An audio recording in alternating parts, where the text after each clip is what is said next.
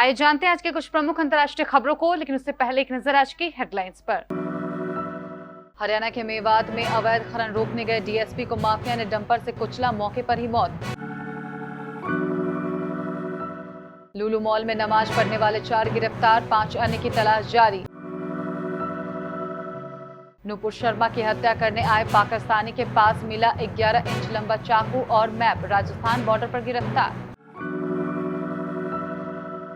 नूपुर शर्मा की गिरफ्तारी पर एससी ने रोक लगाई, सभी एफआईआर दिल्ली ट्रांसफर करने की मांग पर जारी किया नोटिस। आटे से दही तक पर जीएसटी का विवाद, निर्मला सीतारमण ने हर बात का दिया जवाब। ब्रिटेन में प्रचंड गर्मी ने तोड़े पुराने सभी रिकॉर्ड, राष्ट्रीय आपातकाल लागू। पुतिन के ईरान दौरे से पहले रूसी राजदूत के बयान पर क्यों है हंगामा, देखिए। कल मारुति ग्रैंड विराटा की लॉन्चिंग, जाने इस कार में क्या क्या मिलने वाला है खास। अलविदा लिखकर अदनान शामी ने इंस्टाग्राम को कहा बाय बाय, सभी पोस्ट किए डिलीट, सॉक्ड हुए फैन। और केएल राहुल और आतिया शेट्टी इस दिन शादी के बंधन में बंधेंगे।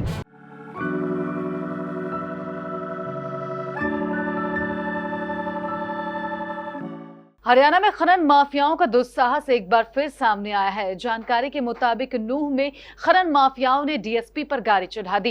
इससे डीएसपी सुरेंद्र बिश्नोई की मौके पर ही मौत हो गई। बताया जा रहा है कि उप पुलिस अधीक्षक सुरेंद्र बिश्नोई तावरू में तैनात थे। वह तावरू की पहाड़ी में अवैध माइनिंग की सूचना पर छापा करने गए थे। कार्रवाई के दौरान डीएसपी सुरेंद्र सिंह बिश्नोई ने खनन स्थल पर पत्थर से भरे ट्रक को रोकने की कोशिश की, तभी उन्हें टक्कर मार दी गई।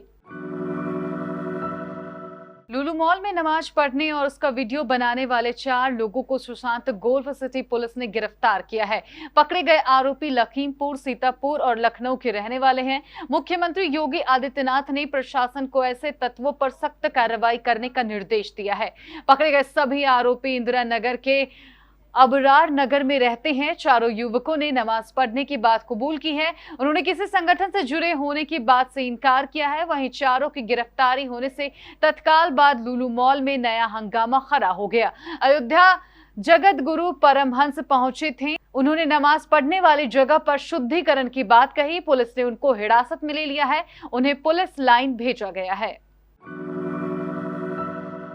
पैगंबर मोहम्मद पर विवादित टिप्पणी करने के बाद जहां बीजेपी से निलंबित नेता नूपुर शर्मा अदालत का दरवाजा खटखटा रही हैं, वहीं इसी बीच राजस्थान में उनसे जुड़ा चौंकाने वाला खुलासा हुआ है।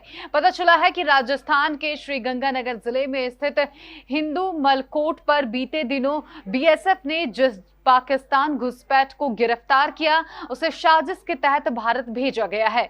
बीएसएफ की पूछताछ में इसे लेकर चौंकाने वाले खुलासे हुए हैं। आरोपी भाजपा की पूर्व प्रवक्ता नूपुर शर्मा को मारने की फिराक में था।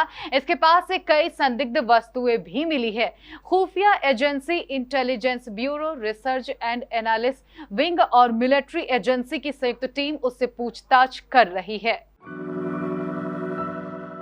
बीजेपी से निलंबित नेता नूपुर शर्मा को सुप्रीम कोर्ट से बड़ी राहत मिली है। पैगंबर मोहम्मद पर विवादित टिप्पणी करने के मामले में 8 राज्यों में दर्ज एफआईआर को दिल्ली ट्रांसफर करने की मांग पर सुप्रीम कोर्ट ने नोटिस जारी कर दिया है।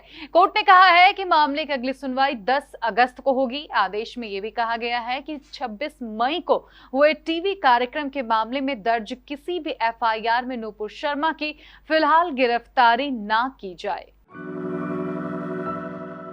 दही, लस्सी, आटा, बेसन जैसे रोजमर्रा की चीजों पर जीएसटी लगाए जाने के मामले ने तूल पकड़ लिया है। इस माहौल के बीच अब वित्त मंत्री निर्मला सीतारमण ने 14 ट्वीट कर हर विवाद को शांत करने की कोशिश की है।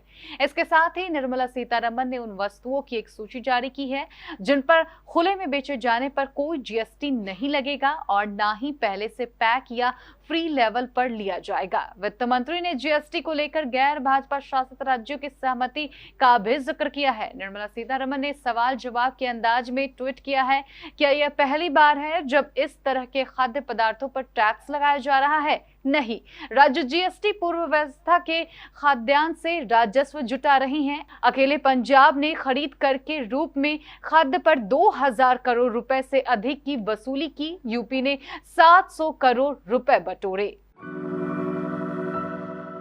यूके में लोगों को घर के अंदर रहने और गैर जरूरी यात्रा से बचने की सलाह दी जा रही है, क्योंकि देश में सोमवार का दिन सबसे गर्म रहा।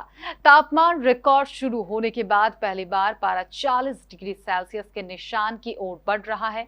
क्योंकि स्वास्थ्य सुरक्षा एजेंसी द्वारा एक राष्ट्रीय आपातकाल लागू है और मौसम विज्ञान कार्यालय ने गर्मी को लेकर अपना पहला रेड अलर्ट जारी किया है, जो अत्यधिक गर्मी से जीवन के लिए खतरे की चेतावनी है। बुधवार के लिए कुछ बारिश के पूर्वानुमान पहले मंगलवार को हीट वेव चरम पर पहुंच गई। मौसम कार्यालय की मुख्य कार्यकारी प्रोफेसर पेनी एंड सर्वी ने कहा, हम ब्रिटेन के इतिहास में सबसे गर्म दिन देख सकते हैं। रूस के राष्ट्रपति व्लादिमीर पुतिन और तुर्की के राष्ट्रपति रेचेप तैयब एर्दोआन एक शिखर सम्मेलन के लिए मंगलवार को ईरान पहुंच रहे हैं। इसे एक अहम दौरा माना जा रहा है। तेहरान में पुतिन अपने ईरानी समकक्ष इब्राहिम रईसी और तुर्की के राष्ट्रपति रेचेप तैयब एर्दोआन के साथ सीरिया शांति शिखर सम्मेलन में शामिल होने वाले हैं। लेकिन इस दौरे से पहले ईरान में रूस के राजदूत लेवान जेगेरियन के द्विपक्षीय संबंधों और नैतिक मूल्यों पर दिए गए बयान की ईरान में आलोचना हो रही है। जेगेरियन इसे लेकर आलोचकों और सुधारवादियों के निशाने पर आ गए हैं। मारुति सुजुकी एसयूवी सेगमेंट में भारतीय मार्केट में अपनी पकड़ को मजबूत करने के लिए एक और कॉम्पैक्ट एसयूवी लॉन्च करने जा रही है। कंपनी 20 जुलाई को ग्रैंड विटारा को मार्केट में उतारेगी। पिछले महीने ही मारुति ने नई ब्रेजा लॉन्च किया था। ग्रैंड विटारा की प्री बुकिंग शुरू हो चुकी है। ग्रैंड विटारा को कंपनी कई शानदार फीचर्स के साथ लेकर आ रही है। कहा जा रहा है कि मारुति की ये एसयूवी हुंडई क्रेटा व किया सेल्टॉक्स को कड़ी टक्कर देगी। मोस्ट फेमस और फेवरेट सिंगर अदनान शामी ने अपने इंस्टाग्राम अकाउंट से सभी पोस्ट डिलीट कर दिए हैं। अदनान शामी का ब्लैंक इंस्टा हैंडल देखकर तो एक पल के लिए फैंस के होश ही उड़ गए। फैंस ये समझ नहीं पा रहे हैं कि आखिर अचानक ऐसा क्या हो गया कि इंस्टाग्राम से अदनान शामी के सभी पोस्ट गायब हो गए। फैंस इसलिए भी शॉक्ड हो गए क्योंकि सिंगर सोशल मीडिया पर काफी एक्टिव है। वे सोशल मीडिया हैंडल पर अपनी लाइफ की हर अपडेट फैंस संग शेयर करते हैं। अदनान शामी की फैन फॉलोइंग सिर्फ पाकिस्तान में ही नहीं बल्कि इंडिया में भी तगड़ी है। खासकर जब से उन्होंने अपना वजन कम करके अपने ट्रांसफॉर्मेशन फोटो शेयर किए हैं, तब से उनकी फैंस फॉलोइंग पहले से भी ज्यादा बढ़ गई है। भारतीय क्रिकेट टीम के सलामी बल्लेबाज और IPL team Lucknow super giants के कप्तान केएल राहुल बॉलीवुड एक्ट्रेस आथिया शेट्टी को पिछले करीब 3 साल के अधिक समय से डेट कर रहे हैं। दोनों अब 2023 की शुरुआत में एक दूसरे के साथ शादी के बंधन में बंधने जा रहे हैं। केएल राहुल और आथिया के परिवार की योजना में अगर कोई बदलाव नहीं आता है तो यह कंफर्म है कि दोनों की शादी 2023 जनवरी में होना तय है।